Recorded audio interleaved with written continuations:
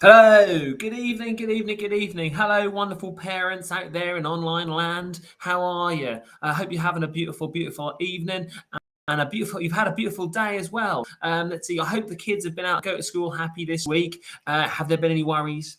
Have there been any issues? Have there been any problems? Please feel free to share them with me below. Drop them into the comments. I do want to know. As a teacher, I dedicate myself every day to making sure that children go to school happy and safe, and that they feel that they can go to school successful and leave feeling ambitious every day. And for so many kids, they have no problem with this at all. And for some kids, that is just the biggest ask in the world.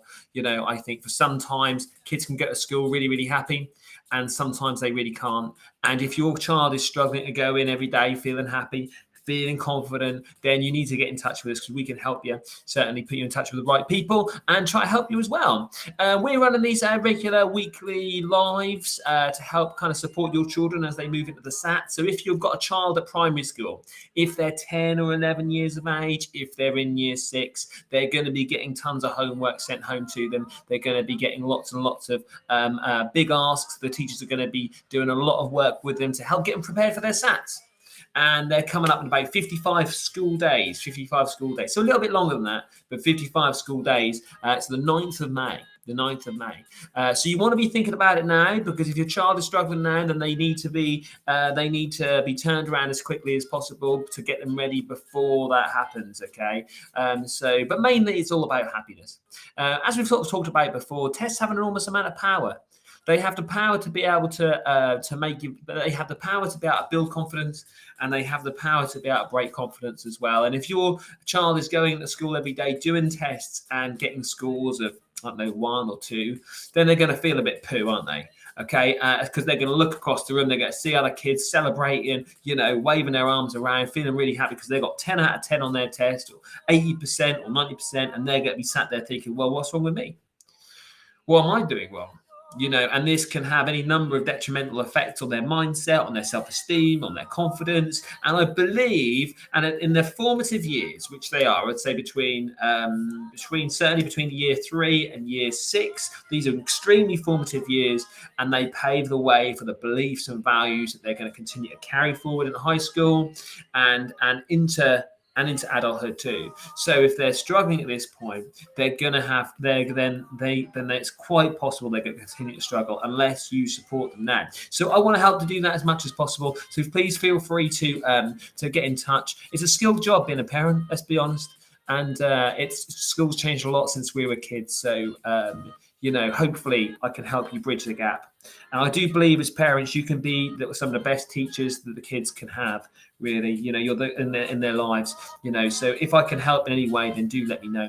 Now we've been looking at maths lately, thinking about. Hang on. I've just plugged myself very, very quickly. We've got 3 online sessions happening on Sundays, on Mondays, and Wednesdays at the moment, just to help you with maths, spellings, and grammar, common issues that you tend to have around those kind of areas, and all the niggly bits that kind of be tough to support and teach at home, unless you kind of know how. So please feel free to drop the comments if you're taking part at home. Please do grab a coffee. I can't work without coffee. I don't know about you, but I can't work without coffee. Got a new cappuccino machine of Christmas. Very, very proud of it. Very pleased. Anybody who's got one at home will probably know the huge joy that can bring to a tired parent and tired teachers. So we're going to be here on Sundays, Mondays, and Wednesdays, supporting the kids with their spellings, maths, and grammar. So please come and join us. Grab a coffee, get them a can of drink out of the fridge. Help them up with any sugar you might want to before tea, and sit them down and have a conversation. And if not, that's fine. Let them go upstairs, slaughter each other on Fortnite, as we know that they will do. This can be just for you, and so what I do and how I support them with different things, and then you can take it to them afterwards. And you can always replay these as well, because they're going to be available here on Facebook and on YouTube as well, and on Instagram. So you can watch them whenever you need to. Do you see? So you can use them. So if you're catching him or her in a bit of a grumpy moment, then don't go and pick them up now. You know what it's like trying to pull away from their PlayStations and Xboxes. You can leave it be. Pick your moments and say, just come and sit down in front of this, because I think this guy might be able to help. All right. Fabulous, fabulous, fabulous, fabulous. We're also doing the times table turnaround sessions. These are sessions which help to support children with their times tables.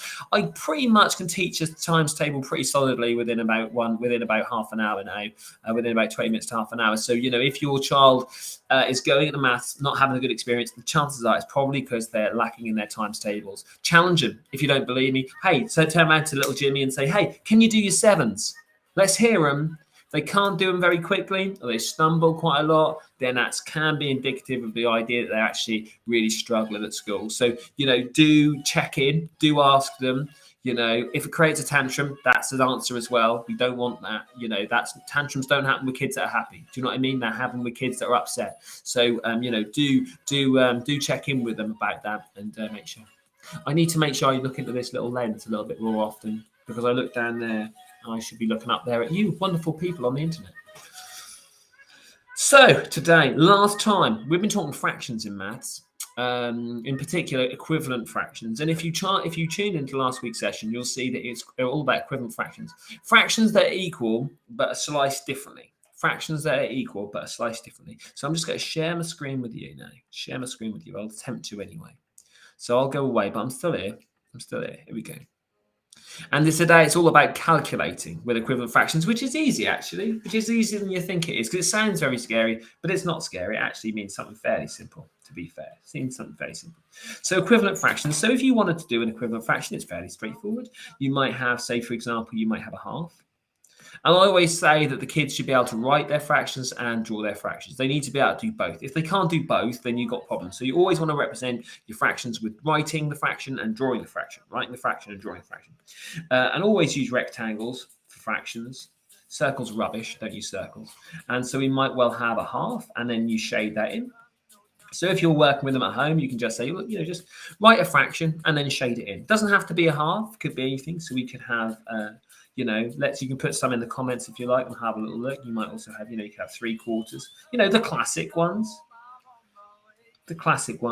And it's important that they can draw that. And if they can't, then no worries. You can use some of mine. It's ideal if they can't create their own fractions. That suggests fundamental issues. So, you might want to go back to one of the first videos. What is a fraction? If they can't draw a fraction themselves or can't come up with a fraction themselves. And for the purposes of this, if they can't draw them, come up with their own fraction, just copy mine. I don't mind. And so we would say in the first one, we've got 1 out of a possible 2. So you might call that out of. You might read that as out of. 1 out of 2 or 3 out of 4. Okay? You might have 3 out of 4 that are blue. And if you want to find an equivalent, remember an equivalent is equal, but just sliced differently. What is it, everyone? It's equal, but sliced differently. So here I've got a half, and I could continue to slice my half in half. You see? So I could slice my half in half, and that would give me an equivalent. As long as the slices are equal, then they're equivalent, and that'll work. And you want to practice saying it, so you want to be able to write it, draw it, and say it as well. So challenge them to say it back, repeat it back. And so you would have, this would be 2 out of 4, okay? And we could pull the same trick here as well. So we could half each one, and we could half each one like so. And now we've got 6, 1, 2, 3, 4, 5, 6 blue ones out of a possible 8 slices altogether. And that's it. Equivalent fractions, but you could also half it again, so you could half the half of the half, so then that would give us another equivalent, because we've still got the same amount that's, let's see, you still say that we've got, exactly the same amount of blue that we always had, the same numbers, same size slices. You just half the size of them essentially. You got the same number. So we would say that would be now equal to 4 blue ones out of a possible 8. And then we could pull the same trick here. We could half this one and half this one and half this one and half this one and half this one and half this one and half this one and then half this one. And so that would be the same as 1, 6, 12 out of 16. And for all the observant ones, you might be able to see a pattern, because remember, maths is all about patterns. Once you can see the patterns, you can do the maths. Maths is all about patterns. Once you can see the patterns, you can do the maths. So do have a little look at it. So you can, so if we actually got rid of some of this, if I just rewrote this onto another page, I'm going to rewrite this on another page, you would say 1/2 is the same as 2/4 is the same as 4/8, is the same as 8/16, is the same as 16 whoopsie doodle. Hang on, steady, Mr. A. Is the same as 16/32s. And if you're a Stu and you can see, can you see a pattern in those numbers? Because if you can, you don't even need to do any maths anymore because you know the pattern there. Have a little look. Take a second. Can you see a pattern in those numbers? I bet you can. 2 times table. What? 2 times table. Yeah. So you can, the pattern for those people who are quite astute, we would notice that actually you multiply this one by 2, because every time you half, you end up with twice as many. Weirdly, you half the size of each slice and you end up with twice as many slices in the cake. So really, you just times them by 2 each time. And we call that the rule. We call that the rule in maths. The thing that joins the pattern together, we call the rule. And so it can work anything. So I should be able to write down any fraction. And this is calculating equivalent fractions. Because to be honest with you, you need to be able to draw it to understand it. But honestly, if you're going into a test, you need to be able to do it without drawing it because it's a timed environment. And so you need to work efficiently. It's a lovely word. Efficiently, maths word. Okay. So if I was to write down, if I was to say, give you 2/3, and I said, find an equivalent fraction, all you need to do is times it by 2. So you would say that would be 4 and that would be 6. Easy. Okay. Just times them together. So times that by 2, times that by 2, and of course you end up 2 2s are 4, 3 2s are 6. Is that all right? Let's do another one. I'll write down a fraction. You need to find the equivalent. Here we go. Boom. Go on. Find the equivalent if you can. You can write it in my little comments box if you want. Write it in my comments box. Do comment. I feel lonely otherwise. Do comment. All you introverts out there, come on, I want to hear from you. Don't hide from Mr. A. So, if you've done that, you just times it by 2. So that should have come fairly quickly if you know your 2s, which most people do. So we'd say that's 6/10. Okay, we could do another one. And this is just calculating equivalent fractions. And, it's not have to be hard. It sounds scary, but it actually means something fairly simple. So we could go with, what should we go with? Let's go with an odd one, 7/10. 7/10 is the same as what? As an equivalent fraction. If you can see the patterns, you can do the maths. And I'm sure a lot of you kind of go, oh, I get this now. This is okay. So we times the top one by 2, times the bottom one by 2. So 7 times 2, let's get our fingers out, use your fingers for focus. So 2, 4, 6, 8, 10, 12, 14. So we've got 14 up there. And then we've got 10 times 2, 20. Come on, we don't need to use our fingers for that. And so we've got an equivalent fraction that's equal, but it's sliced differently. And if you don't believe me, why not draw out 7/10? Let's do it. Let's draw out 7/10. So you'll need 4 lines to create 5 parts and then slice it down the middle. And we can let's shade that in. So we've got 1, 2, 3, 4, 5, 6, 7/10. And then we could just continue to slice that down the middle. And then we end up with 14/10, just like magic. 14/20, excuse me, 14/20. And that's that. But do you have to times them by 2? No, you don't. You don't have to times them by 2. You can times them by 3. So, if you, if I was to, for example, if I had my half again, yeah? If I had my half, remember an equivalent fraction is just equal, but sliced differently. So if we have a half here, I don't have to slice these into halves. I could slice them into thirds. So this slice is sliced into 3 parts, and this slice is sliced into 3 parts. So now, what's my equivalent? Well, I've got 3 out of 6. And do I have to half the size of the slices? If I continue to slice, do I have to half each one? No. I could cut this one into 3 pieces, and this one into 3 pieces, and this one into 3 pieces, and this one into 3 pieces, this one into 3 pieces, and this one into 3 pieces. And then I'd have another equivalent, so I can count it up. So I've got 1, 2, 3, 4, 5, 6, 7, 8, 9. out of a possible 18. And you notice that because I'm not cutting in half anymore, because I'm actually cutting into thirds now, so I'm taking each slice, I'm cutting them into 3 pieces, you notice that I'm not multiplying by 2 anymore. Now I'm multiplying by what? What's the rule? What's the rule? What's the rule that joins all my numbers together? Well, what do I have to do to the 1 to get to 3? That's right, I times it by 3. Well done, that person there. Very clever. So yeah, 2 times 3 equals 6, and 1 times 3 equals 3. And what about the next one? I could times that one by 3. Times that one by 3, and then I end up at 9, don't I? Okay, so that kind of works really, really well. Just got a little message from my lady. Dinner's ready on the table, so I'm going to have to round this off in a second. So look, just to round off, if I just jump to another one, if you want to calculate an equivalent, it's easy. Write down your fraction, and you can times it by whatever you want. You can times it by what? Can you times it by 2? Yes, you can times it by 2.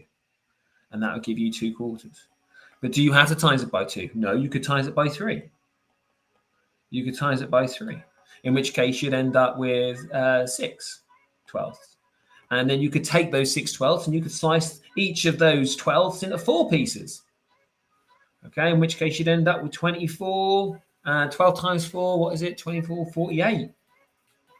You see? And you could take each of those 48s and you could cut each of those 48s into 5 pieces to get teeny tiny little pieces.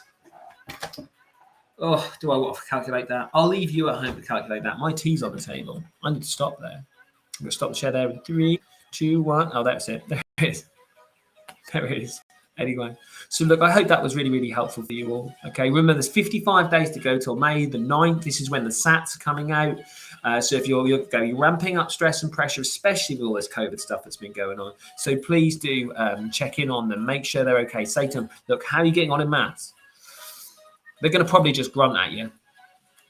But if they do grunt at you, say, right, well, come and sit down here. Can you do your equivalent fractions? Show me. Get this whiteboard out, get a pen, get a pad. Show me what an equivalent fraction is. Can you draw it? Can you write one? Can you draw one? Can you say one? Because these are all really, really, really helpful. Please do also share us, with your favorite people that you know and love. Do share us. We're on Instagram, YouTube, and Facebook providing support. And of course, we're running a tuition business as well. We're here to support tuition, but mainly, even if I didn't get paid, I'd still do this because I absolutely adore it. Okay. Helping children that struggle at school is why I get out of bed in the morning. And that's why we all do it as teachers, really. So please do share these with families that you care about and love, so that we can support them and their kids to go into school strong, feeling strong. Okay, feeling like that they can take on the world, feeling like that they can do anything.